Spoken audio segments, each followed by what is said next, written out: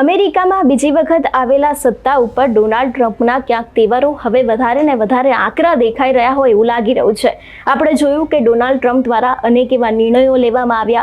ટેરિફથી લઈને લોકોને ડિપોર્ટ કરવા સુધીના નિર્ણયો તેમને સત્તામાં આવ્યા બાદ લીધા છે. પરંતુ ક્યાંક હવે અમેરિકાની જ સૌથી ઉચ્ચ કક્ષાની યુનિવર્સિટી એટલે કે હાર્વર્ડ યુનિવર્સિટી જોડે પણ ટ્રમ્પનો ક્યાંક મોટો વિવાદ થયો હોય એવું લાગી રહ્યું છે. શું છે સમગ્ર વિષય, તેની સાથે એકબીજાને શું ધમકી આપવામાં આવી છે તેના વિશે જ આજના વિડીયોમાં વાત કરીશું. નમસ્કાર, હું હંસિની અને તમે જોઈ રહ્યા છો નિર્ભય ન્યૂઝ. અમેરિકાની હાર્વર્ડ યુનિવર્સિટી એટલે કે દરેક લોકોના સપનાનું ડેસ્ટિનેશન. આપણે જોતા આવ્યા છે કે હાર્વર્ડ યુનિવર્સિટીમાં ઉચ્ચથી ઉચ્ચ કક્ષાના કોર્સ થાય છે અને ઘણા બધા વિદેશી વિદ્યાર્થીઓ એવા પણ હોય છે જે લોકોનું ત્યાં ભણવાનું એક સપનું રહેલું હોય છે. પરંતુ ક્યાંક હવે ટ્રમ્પની ચીમકી સામે આવી છે. એક ધમકી પણ કહી શકાય કે વિદેશી વિદ્યાર્થીઓને હવે ત્યાં નો એન્ટ્રી કરવામાં આવશે અને ખાસ કરીને એની સામે હાર્વર્ડ યુનિવર્સિટી દ્વારા એવું કહેવામાં આવ્યું છે કે અમે આ બાબતે ઝૂકીશું નહીં. અમેરિકાના પ્રમુખ ડોનાલ્ડ ટ્રમ્પ હાર્વર્ડ યુનિવર્સિટીનો જે વિવાદ છે તે વધારે ને વધારે વકરી રહ્યો છે. હવે ટ્રમ્પે ધમકી આપી દીધી છે કે જો હાર્વર્ડ યુનિવર્સિટી આદેશોનું પાલન નહીં કરે તો તેઓ યુનિવર્સિટીમાં વિદેશી વિદ્યાર્થીઓનો પ્રવેશ બંધ કરી દેશે.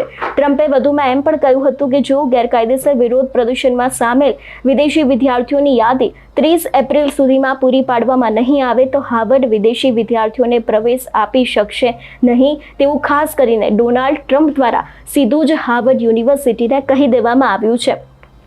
તેના જવાબમાં હાર્વર્ડ યુનિવર્સિટીએ પણ એમ કહ્યું હતું કે અમે દબાણ સામે ઝૂકીશું નહીં. અમે દરેક કિંમતે અમારી સ્વતંત્રતાનું રક્ષણ કરીશું અને આ દરમિયાન જેટલા પણ લોકો છે એ યુનિવર્સિટીના ટ્રમ્પના આદેશ સામે હાર્વર્ડના સમર્થનમાં આવ્યા છે. એટલે ક્યાંક અનેક એવા લોકો છે જે લોકો હાર્વર્ડ યુનિવર્સિટીના સમર્થનમાં પણ આવ્યા હોય એવું લાગી રહ્યું છે.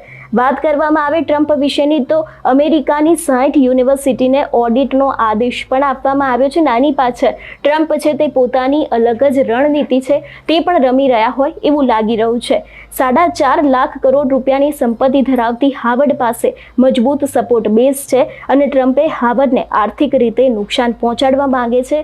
તેમાં હાર્વર્ડના કરમુક્તિ દરજ્જાને સમાપ્ત કરશે અને ઇન્ટરનલ રેવન્યુ સર્વિસ પાસેની તપાસ છે તેને શરૂ કરાય છે. એટલે ખાસ કરીને જો વાત કરવામાં આવે વિદેશી વિદ્યાર્થીઓ વિશે તો ટ્રમ્પ દ્વારા એક ધમકી આપી દેવામાં આવે છે કે જો 30 એપ્રિલ સુધી તમે તે રિપોર્ટ સામે નહીં આપો તો વિદેશી વિદ્યાર્થીઓને ત્યાં મોકલવામાં આવશે નહીં તેવી સીધી જ ચીમકી છે, ધમકી છે તે હવે ડોનાલ્ડ ટ્રમ્પ દ્વારા હાર્વર્ડ યુનિવર્સિટીને મોકલી દેવામાં આવી છે. એટલે ખાસ કરીને હવે ક્યાંક અમેરિકામાં અંદરના ડખા શરૂ થયા હોય એવું લાગી રહ્યું છે. કારણ કે એક તરફ ટ્રમ્પ દ્વારા વાત કરવામાં આવીને બીજી બાજુ જો વાત કરવામાં આવે હાર્વર્ડ યુનિવર્સિટીની તો તેમના દ્વારા પણ ટ્રમ્પને આ વાત છે તેને નકારી કાઢવામાં આવી છે. એટલે ખાસ કરીને અત્યારે હાલ અમેરિકામાં અનેક એવા મુદ્દાઓ છે જે ચર્ચાનું કારણ બની રહ્યા છે. આપણે પણ જોયું હતું કે સ્ટુડન્ટના જે વિઝા છે 7,000 જેટલા એને પણ ક્યાંક રદ કરવાની વાત હતી ને એ બધાની વચ્ચે હવે અમેરિકામાં હાર્વર્ડ યુનિવર્સિટી અને ડોનાલ્ડ ટ્રમ્પનો એક વધુ નવો વિવાદ છે તે સામે આવ્યો છે.